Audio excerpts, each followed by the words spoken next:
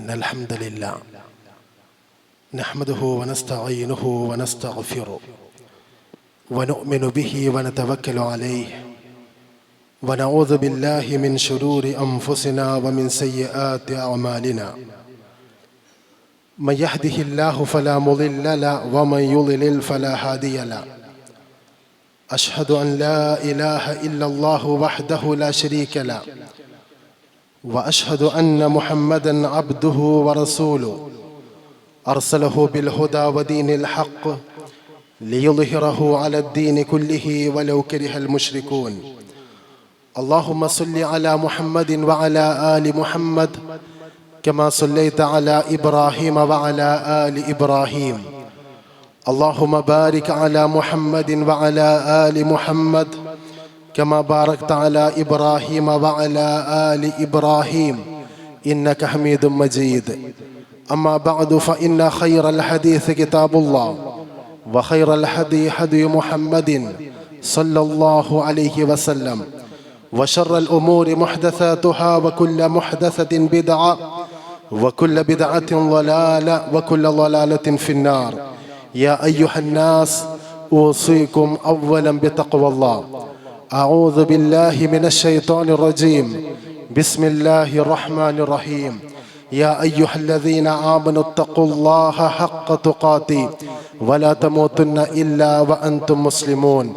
يا أيها الذين آمنوا اتقوا الله وقولوا قولا سديدا يصلح لكم أعمالكم ويغفر لكم ذنوبكم ومن يطع الله ورسوله فقد فاز فوزا عظيما. ബഹുമാന്യരായ സത്യവിശ്വാസി വിശ്വാസിനികളെ, അള്ളാഹുവിൻ്റെ കൽപ്പനകളും നിർദ്ദേശങ്ങളും ജീവിതത്തിൻ്റെ മുഴുവൻ മേഖലകളിലും കാത്തു സൂക്ഷിച്ച് പരമാവധി തഖ്വയുള്ളവരായി ജീവിക്കണമെന്ന് ഓരോരുത്തരെയും ഉണർത്തുന്നു, വസിയത്ത് ചെയ്യുന്നു. ആശങ്കകളില്ലാതെ ഭയരഹിതരായി ജീവിക്കാൻ സാധിക്കുക എന്നത് ഏതൊരു മനുഷ്യൻ്റെയും ജീവിതത്തിൻ്റെ അടിസ്ഥാന ആവശ്യമാണ്. മനസ്സും ശരീരവും വീടും കുടുംബവും നാടും ചുറ്റുവട്ടവുമെല്ലാം സ്വസ്ഥത നിറഞ്ഞ സമാധാനപൂർണമായ സാഹചര്യമാണ് എങ്കിൽ അവിടെയുള്ള ജീവിതം ആനന്ദഭരിതമായിരിക്കുമെന്നത് ഏതൊരാൾക്കും ബോധ്യമുള്ളതാണ്. ഇസ്ലാമിക ചരിത്രങ്ങളും പ്രമാണങ്ങളും പരിശോധിക്കുമ്പോൾ ഈ ഒരു വിഷയത്തിൻ്റെ പ്രാധാന്യം എത്രമേൽ വലുതാണ് എന്ന് നമുക്ക് ബോധ്യമാകും.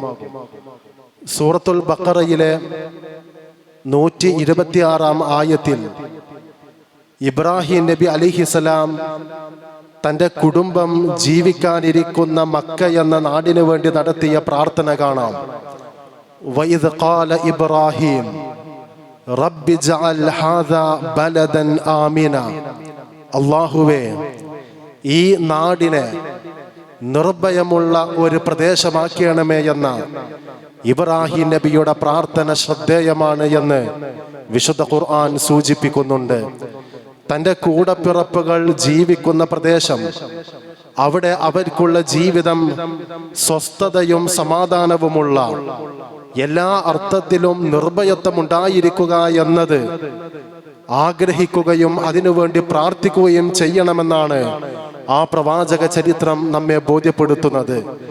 ഈ ഒരു വിഷയത്തിന്റെ പ്രാധാന്യം സൂചിപ്പിക്കുന്ന ഇമാം തുർമുദി റിവായത്ത് ചെയ്യുന്ന ഒരു ഹദീസിൽ കാണാം, മൻ അസ്ബഹ മിൻകും ആമിനൻ ഫീ സിർബിഹി മുആഫൻ ഫീ ജസദിഹി ഇൻദഹു ഖൂതു യൗമിഹി ഫകഅന്നമാ ഹീസത് ലഹു ദുനിയ.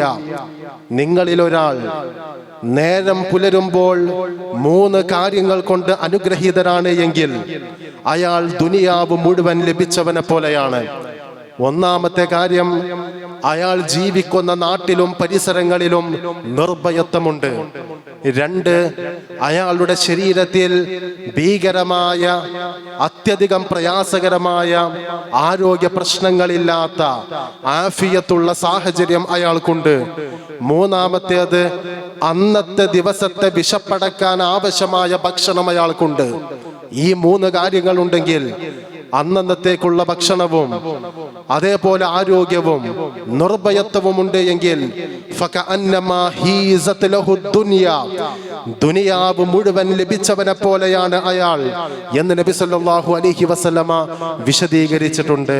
പ്രവാചകൻ അത് എണ്ണുമ്പോൾ ഒന്നാമതായി എണ്ണിയത് അയാൾ ജീവിക്കുന്ന നാട്ടിൽ നിർഭയനാവുക എന്നതാണ്. ഒരു നാട്ടിൽ നിർഭയത്വം ഉണ്ടാവുക എന്നതിന്റെ ഉദ്ദേശം അയാൾക്ക് അയാളുടെ കുടുംബത്തോടൊപ്പം യാതൊരു തരത്തിലുള്ള ഉപദ്രവങ്ങളെക്കുറിച്ച്, ആക്രമണങ്ങളെക്കുറിച്ച് ഭയമില്ലാതിരിക്കുക എന്നതാണ്. നിർഭയത്വം എന്നതുകൊണ്ടുള്ള ഉദ്ദേശം ഒരാൾക്ക് തന്റെ വിശ്വാസവും ആദർശവും അനുസരിച്ച് ജീവിക്കുന്നതിൽ പ്രയാസങ്ങളോ സാമൂഹികമായ വെല്ലുവിളികളോ ഉണ്ടാവാതിരിക്കുക എന്നതാണ്.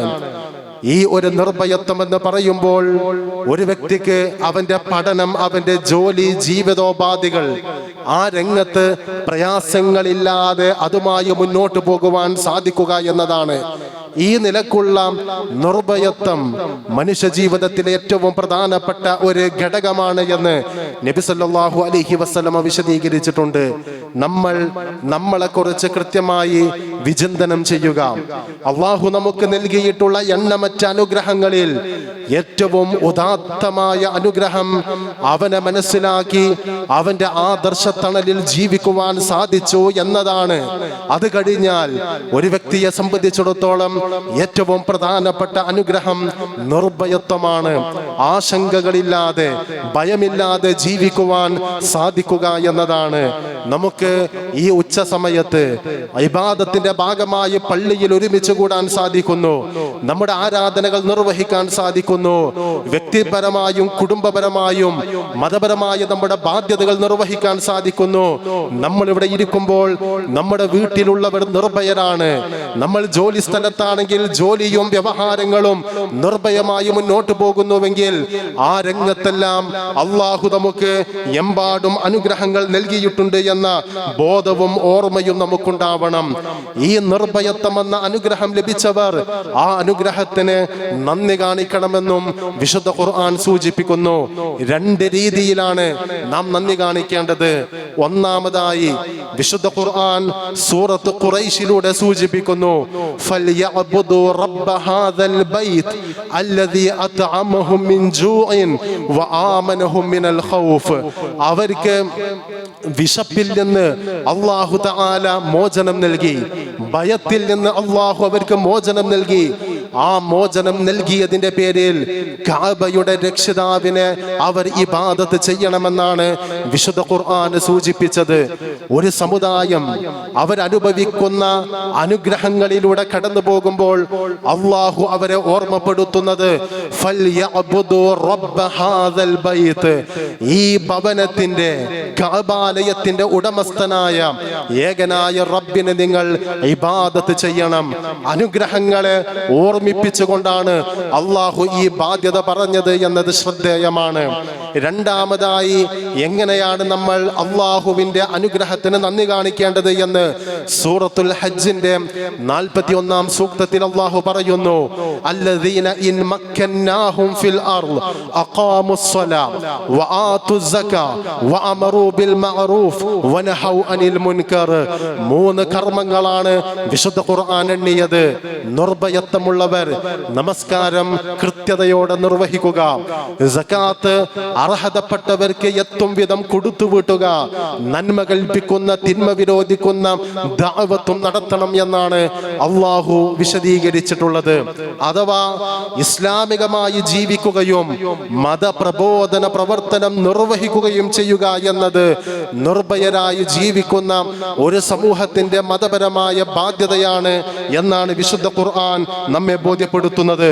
പ്രിയപ്പെട്ടവരെ, ഈ 2 ആയത്തിൽ പറഞ്ഞ കാര്യം ഒന്ന്, അള്ളാഹുവിനുള്ള ഇബാദത്തുകൾ നിർവഹിക്കുന്നത്. ഫഅബ്ദുദ് വകുൻ മിനശ് ശാകിരീൻ, നിങ്ങൾ ഇബാദത്ത് നടത്തിക്കൊണ്ട് അള്ളാഹുവിനുള്ള ശുക്ർ കാണിക്കുക എന്നത് ഇസ്ലാം നമ്മോട് ആവശ്യപ്പെടുന്ന ബാധ്യതയാണ്. രണ്ടാമത്തേത്, ഇബാദത്തിന്റെ പുറമെ ദഅവത്തും നിർവഹിക്കുക.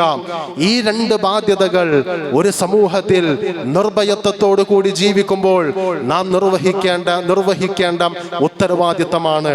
മൂന്നാമതായി ഈ വിഷയത്തിൽ ഓർക്കേണ്ടത്, അള്ളാഹു പറഞ്ഞ അനുഗ്രഹങ്ങളെ ഒരാൾ നിരാകരിക്കുന്നു, അവനോടുള്ള ബാധ്യതകളിൽ വീഴ്ച പുലർത്തുകയും ചെയ്താൽ അള്ളാഹുവിന്റെ നടപടിക്രമം എന്താണെന്ന് 16-ാം അധ്യായം സൂറത്തുൻ നഹ്ലിന്റെ 112-ാം സൂക്തത്തിൽ അള്ളാഹു പറയുന്നു. വളറബല്ലാഹു മസലൻ ഖരിയതൻ കാനത് ആമിനതൻ മുത്മഇന്ന യഅതിഹാ റിസ്ഖുഹാ റഗദൻ മിൻ കുല്ലി മകാൻ. ഒരു പ്രദേശത്തെ അള്ളാഹു ഉദാഹരണമായി പരിചയപ്പെടുത്തുന്നു. സ്വസ്ഥതയും നിർഭയത്വവുമുണ്ട്. വിവിധ പ്രദേശങ്ങളിൽ നിന്ന് അവർക്ക് ആവശ്യമായ ഭക്ഷണങ്ങൾ സമൃദ്ധമായി അവർക്ക് ലഭിച്ചുകൊണ്ടിരിക്കുന്നുണ്ട്. ഫകഫറത് ബിഅൻഉമില്ലാ, അള്ളാഹുവിന്റെ അനുഗ്രഹത്തിന്റെ സുഖതമയിൽ ആ സുഖങ്ങളിൽ ജീവിച്ചു കൊണ്ടിരിക്കുമ്പോൾ അവർ അള്ളാഹുവിനോട് നന്ദികേട് കാണിക്കുന്നു. അവർ അള്ളാഹുവിനോട് കുഫ്ർ കാണിക്കുന്നു, നന്ദികെട്ട ജീവിതം കാണിക്കുന്നു, ഇബാദത്തുകളിൽ വീഴ്ച വരുത്തുന്നു, ദഅവത്ത് നിർവഹിക്കാതിരിക്കുന്നു. അങ്ങനെ നന്ദികെട്ട ജീവിതം നയിച്ചപ്പോൾ ഫകഫറത് ബിഅൻഉമില്ലാ, അള്ളാഹു അവരോട് ആവശ്യപ്പെട്ട രൂപത്തിൽ ജീവിക്കാതെ അവർ നന്ദികേട് കാണിച്ചപ്പോൾ ഫഅദാഖഹല്ലാഹു ലിബാസൽ ജൂഇ വൽ ഖൗഫ് ബിമാ കാനൂ യസ്നഊൻ, അവർക്ക് അല്ലാഹു വിശപ്പിന്റെയും ഭയത്തിന്റെയും ഉടുപ്പ് ധരിപ്പിച്ചു. ബിമാ കാനൂ യസ്നഊൻ, അവർ ചെയ്ത പ്രവർത്തനത്തിന്റെ തിക്തഫലം എന്ന നിലയ്ക്ക് എന്ന് വിശുദ്ധ ഖുർആൻ സൂചിപ്പിക്കുകയാണ്. ഗൗരവമായി നമ്മൾ ആലോചിക്കണം. അള്ളാഹു നമുക്ക് നൽകിയ അനുഗ്രഹങ്ങൾ അതിങ്ങനെ ആസ്വദിച്ച് ജീവിതം താളം തെറ്റി മുന്നോട്ട് കൊണ്ടുപോവുകയല്ല ചെയ്യേണ്ടത്. മറിച്ച് ഈ അനുഗ്രഹങ്ങൾക്ക് അള്ളാഹുവിനോട് നമ്മൾ കൃത്യമായി നന്ദി കാണിക്കണം. നേരത്തെ സൂചിപ്പിച്ചതുപോലെ ഇബാദത്തുകൾ നിർവഹിക്കുകയും ദഅവത്ത് നടത്തുകയും ചെയ്യുക. ഇബാദത്തും ദഅവത്തും നടത്തിക്കൊണ്ട് നന്ദി കാണിക്കുക. ഇബാദത്തിൽ വീഴ്ച വന്നാൽ, ദഅവാ പ്രവർത്തനങ്ങൾ അത് നിഷ്ക്രിയമായാൽ അല്ലാഹു തആല വിശപ്പിന്റെയും ഭയത്തിന്റെയും ഉടുപ്പ് ധരിപ്പിക്കുമെന്നാണ് വിശുദ്ധ ഖുർആൻ സൂചിപ്പിച്ചത്. ഒരു ജനവിഭാഗത്തിന് എല്ലാ കാലത്തും സ്വസ്ഥതയുണ്ടാകുമെന്നല്ല. ആ സ്വസ്ഥതകൾ മാറി അവർക്ക് ഭയപ്പാടിന്റെ, പ്രയാസങ്ങളുടെ നാൾ വഴികൾ കടന്നു വരും, ശിക്ഷയായി കടന്നു വരുമെന്നാണ് അല്ലാഹു തആല സൂചിപ്പിക്കുന്നത്. അതുകൊണ്ട് ഈ ഒരു വിഷയത്തെ വലിയ ഗൗരവത്തോടു കൂടി വ്യക്തിപരമായും സാമൂഹികമായും നോക്കിക്കാണേണ്ട ബാധ്യത നമുക്കുണ്ട് എന്ന് നമ്മൾ തിരിച്ചറിയുക. നമ്മുടെ അവസരങ്ങൾ, നമ്മുടെ സാഹചര്യങ്ങൾ അല്ലാഹു നിർദ്ദേശിച്ച ഇബാദത്തിന്റെയും ദഅവത്തിന്റെയും പ്രവർത്തനങ്ങൾക്ക് വേണ്ടി നാം കൃത്യമായി വിനിയോഗിക്കുക. അല്ലാഹു സുബ്ഹാനഹു വ തആല അവൻ ഇഷ്ടപ്പെടുന്ന രൂപത്തിൽ ജീവിതത്തെയും അനുഗ്രഹങ്ങളെയും ക്രമപ്പെടുത്തി മുന്നോട്ട് കൊണ്ടുപോകുവാൻ നമുക്ക് ഓരോരുത്തർക്കും തൗഫീഖ് നൽകി അനുഗ്രഹിക്കുമാറാകട്ടെ. അൽഹംദുലില്ലാഹ് വസ്സലാത്തു വസ്സലാമു അലാ റസൂലില്ലാഹ് വഅലാ ആലിഹി വഅസ്ഹാബിഹി അജ്മഈൻ അമ്മാ ബഅദ്. ബഹുമാന്യരായ വിശ്വാസിനികളെ, അള്ളാഹുവിനെ സൂക്ഷിച്ച് തഖ്വയുള്ളവരായി ജീവിക്കണമെന്ന് ഒരിക്കൽ കൂടി ഉണർത്തുന്നു, വസിയത്ത് ചെയ്യുന്നു. പ്രിയപ്പെട്ടവരെ, ഒരു വിശദീകരണം ആവശ്യമില്ലാത്ത വണ്ണം ഇന്നത്തെ ദിവസത്തിൻ്റെ പ്രാധാന്യം അറിയുന്നവരാണ് നമ്മൾ. നമ്മുടെ നാട്ടിലെ പൊതു തെരഞ്ഞെടുപ്പ് നടന്നുകൊണ്ടിരിക്കുകയാണ്. ഒരു പൗരൻ എന്ന നിലയിൽ നമുക്കുള്ള സമ്മതിദാന അവകാശം വളരെ ബോധപൂർവം ഫലപ്രദമായി ഉപയോഗപ്പെടുത്തേണ്ട നിർണായകമായ ഒരു ദിവസമാണ് ഇന്നത്തെ ദിവസം. വോട്ട് ചെയ്തിട്ടില്ലാത്ത ആളുകൾ ഇനിയുള്ള ഈ നമസ്കാരത്തിന് ശേഷമുള്ള സമയം അത് കൃത്യമായി ഉപയോഗപ്പെടുത്താൻ ബാധ്യസ്ഥരാണ് എന്നത് സാന്ദർഭികമായി സൂചിപ്പിക്കുകയാണ്. ഇടക്കാലത്ത് നമ്മുടെ നാട്ടില് ദീനിയായി ജീവിക്കുന്ന ആളുകൾക്കിടയിൽ ഒരു അരാഷ്ട്രീയവാദമുണ്ടായിരുന്നു. രാഷ്ട്രീയ പ്രവർത്തനം നടത്തുന്നവരോടൊരു പുച്ഛം, അതേപോലെ നാട്ടിൽ നടക്കുന്ന ഈ തെരഞ്ഞെടുപ്പടക്കമുള്ള സംവിധാനങ്ങളോടൊക്കെ ഇതൊക്കെ എന്തിനാ, നമ്മൾ എന്തിനാ അതിന് ശ്രദ്ധ കൊടുക്കുന്നത്, ആര് തെരഞ്ഞെടുക്കപ്പെട്ടാൽ എന്ത്, ആര് സ്ഥാനാർത്ഥിയായാൽ എന്ത്, ആർക്ക് അധികാരം ലഭിച്ചാൽ എന്ത്, ഇതൊന്നും എന്നെ ബാധിക്കുന്നില്ലല്ലോ എന്ന് പറഞ്ഞു നടന്നിരുന്ന ഒരു കാലമുണ്ട്. ഇന്ന് കുറേയൊക്കെ ആളുകൾക്ക് ഈ വിഷയത്തെക്കുറിച്ചൊരു ധാരണയുണ്ട്.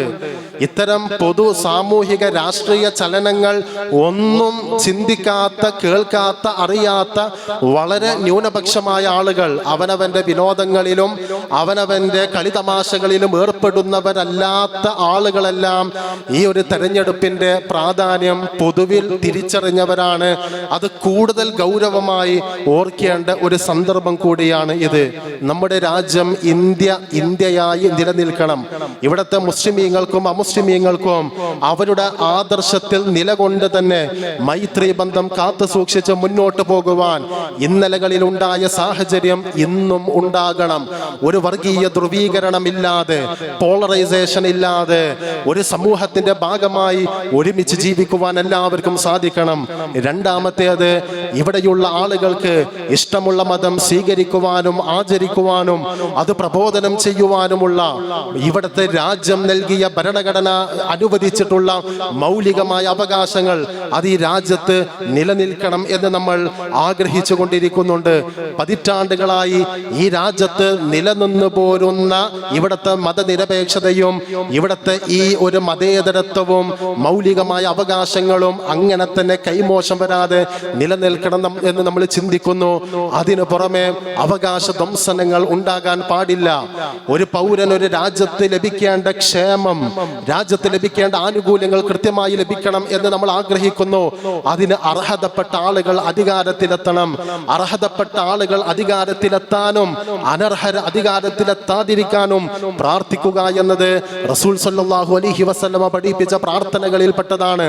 ഒരു സുദീർഘമായ ഒരു ഹദീസിൽ സുദീർഘമായ ഒരു പ്രാർത്ഥനയുടെ അവസാനം, വലാ തുസല്ലിത് അലൈനാ മല്ലാ യർഹമുനാ, ഞങ്ങളോട് കരുണ കാണിക്കാത്തവർക്ക് ഞങ്ങളുടെ മേൽ ആധിപത്യം നൽകരുതേ, ഞങ്ങളുടെ മേൽ അധികാരം നൽകരുതേ എന്ന് റസൂൽ സല്ലല്ലാഹു അലൈഹി വസല്ലമ പ്രാർത്ഥിച്ചത് നമുക്ക് കാണുവാൻ സാധിക്കും. ഈ അധികാരം നൽകുന്നവൻ റബ്ബാണ്, അധികാരം തിരിച്ചെടുക്കുന്നവനും റബ്ബാണ്, ഇസ്സത്ത് നൽകുന്നവൻ അല്ലാഹുവാണ്, നിന്യത പെയ്തിറക്കുന്നതും അല്ലാഹുവാണ്, എല്ലാം അല്ലാഹുവിന്റെ തീരുമാനപ്രകാരം നടക്കുന്നതാണ് എന്ന ബോധ്യത്തോടു കൂടി ഭൗതികമായി ചെയ്യാനുള്ള പ്രവർത്തനം നിർവഹിക്കുകയും നമ്മുടെ മതപരമായ പ്രാർത്ഥനകൾ കൃത്യമായി നിർവഹിക്കുകയും ചെയ്യുക എന്ന എല്ലാ ബാധ്യതകളും കൃത്യതയോടെ മുന്നോട്ട് കൊണ്ടുപോവുക എന്ന ഉത്തരവാദിത്ത ബോധത്തിലാണ് ഞാനും നിങ്ങളും ജീവിച്ചിരിക്കേണ്ടത്. എന്നിരുന്നാലും വീണ്ടും വീണ്ടും വീണ്ടും പറയുന്നു, മുസ്ലിം സമുദായം നിരാശപ്പെടേണ്ട ഒരു ഘട്ടമില്ല. ചോരവാർന്ന ശരീരവുമായി കടന്നു വന്ന സ്വഹാബത്തിനോട് റസൂലുള്ളാഹി സ്വല്ലല്ലാഹു അലൈഹി വസല്ലം പറഞ്ഞത്, ഇസ്ലാമിക സമൂഹത്തിന്റെ നിർഭയത്വത്തിന്റെ നാൾവഴികൾ കടന്നു വരാനുണ്ട്, വലാകിന്നകും തസ്തഅജിലൂൻ, പക്ഷെ നിങ്ങൾ തിരക്ക് കാട്ടുകയാണ് എന്നാണ്. പ്രവാചകന്മാരുടെ ചരിത്രങ്ങളിൽ പ്രയാസകരമായ കാലഘട്ടത്തിൽ കടന്നുപോയപ്പോൾ അല്ലാഹു പ്രവാചകന്മാരെ അറിയിച്ചത്, അലാ ഇന്ന നസ്റുല്ലാഹി ഖരീബ്, അല്ലാഹുവിന്റെ സഹായം സമീപത്തുണ്ട്, അടുത്തു തന്നെ ലഭിക്കുമെന്നാണ്. അതുകൊണ്ട് പ്രതീക്ഷയോടുകൂടി നമ്മൾ ജീവിക്കുക എന്നത് മുസ്ലിം എന്ന നിലക്കുള്ള നമ്മുടെ നിലപാടായിരിക്കണം. കഴിഞ്ഞ ഖുത്ബയിൽ സൂചിപ്പിച്ചതുപോലെ മുസ്ലിം സമുദായം പ്രതീക്ഷയുടെ ആ ഒരു നിലപാടുകളിലൂടെ തന്നെയാണ് മുന്നോട്ട് പോവേണ്ടത് എന്ന് പറയുമ്പോഴും അള്ളാഹുവിന്റെ പരീക്ഷണങ്ങളും കടന്നു വന്നേക്കാം. ഫറോവമാർ, നമ്രൂദുമാർ, കുരിശുപടകൾ, താർത്താരികൾ, ഇതെല്ലാം ഇസ്ലാമിക സമൂഹത്തിൽ കടന്നുപോയിട്ടുണ്ട്.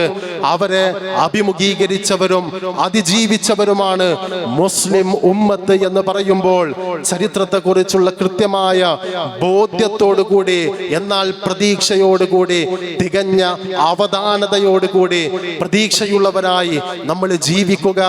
അല്ലാഹു സുബ്ഹാനഹു വ തആല ഇസ്സത്തുള്ളവരായി ദീനിയായി ജീവിക്കുവാനുള്ള അവകാശങ്ങൾ സംരക്ഷിക്കപ്പെട്ട ഒരു ജനതയായി മുന്നോട്ട് പോകുവാൻ നമുക്ക് ഓരോരുത്തർക്കും തൗഫീഖ് നൽകി അനുഗ്രഹിക്കുമാറാകട്ടെ. അല്ലാഹുവേ, ഞങ്ങളുടെ ജീവിതത്തിൽ, ഞങ്ങളുടെ ചുറ്റുപാടുകളിൽ പലതരം പരീക്ഷണങ്ങളിലൂടെ കടന്നു പോകുന്ന ഒരുപാട് ആളുകളുണ്ട്. ഏവരുടെയും ജീവിതത്തിൽ ആഫിയത്തും ശിഫയും റഹ്മത്തും ബർക്കത്തും നൽകി അനുഗ്രഹിക്കണമേ. ഞങ്ങളുടെ ജീവിതത്തിലെ ഹലാലായ ആഗ്രഹങ്ങളും സ്വപ്നങ്ങളും നിറവേറ്റപ്പെടുന്ന സന്തോഷഭരിതമായ ജീവിതം ഞങ്ങൾക്ക് നീ നൽകി അനുഗ്രഹിക്കണമേ. അള്ളാഹുവേ, ഞങ്ങളിൽ നിന്ന് മരണപ്പെട്ടു പോയ ഞങ്ങളുടെ മാതാപിതാക്കൾക്കും ബന്ധുമിത്രാദികൾക്കും മഗ്ഫിറത്തും മർഹമത്തും നൽകി അവർക്കും ഞങ്ങൾക്കും ജന്നാത്തുൽ ഫിർദൗസിൽ ഇടം നൽകി അനുഗ്രഹിക്കണമേ. വിശുദ്ധ ഖുർആനും സ്വഹീഹായ ഹദീസും സ്വഹാബത്ത് ജീവിതത്തിൽ ഉൾക്കൊണ്ടതുപോലെ ജീവിതത്തിൽ പകർത്താനും ഇസ്ലാമികമായ ബാധ്യതകൾ വീഴ്ചകളില്ലാതെ നിർവഹിക്കുവാൻ ഞങ്ങൾക്ക് നീ സാഹചര്യവും പ്രാപ്തിയും തൻ്റെ ഇടവും നൽകി അനുഗ്രഹിക്കണമേ. രാജ്യത്തിനകത്തും പുറത്തുമുള്ള പതിനായിരക്കണക്കിന് മുസ്ലിമീങ്ങൾ പലതരത്തിലുള്ള സംഘർഷങ്ങളിലൂടെയാണ് കടന്നു പോകുന്നത്. ഫലസ്തീൻ അടക്കമുള്ള പ്രവിശ്യകളിൽ ഇസ്ലാമിക സമൂഹത്തിലെ സഹോദരന്മാർ പരീക്ഷണങ്ങളെ അതിജീവിക്കുകയാണ്. അള്ളാഹുവേ, ഏവരുടെയും ജീവിതത്തിൽ ശാശ്വതമായ സമാധാനവും സന്തോഷവും നൽകി അവർക്കും ഞങ്ങൾക്കും ഇസ്സത്തുള്ളവരായി ജീവിക്കുവാനുള്ള അവസരം നൽകി അനുഗ്രഹിക്കണമേ. اللهم اغفر للمؤمنين والمؤمنات والمسلمين والمسلمات والأحياء منهم والأموات إنك مجيب الدعوات يا قاضي الحاجات. اللهم أجرنا من النار. ربنا آتنا في الدنيا حسنة وفي الآخرة حسنة وقنا عذاب النار. اللهم أعز الإسلام والمسلمين. اللهم لا تسلط علينا من لا يرحمنا ولا يخافك فينا. اللهم لا تسلط علينا من لا يرحمنا. اللهم لا تسلط علينا من لا يرحمنا. سبحان ربك رب العزة عما يصفون وسلام على المرسلين والحمد لله رب العالمين.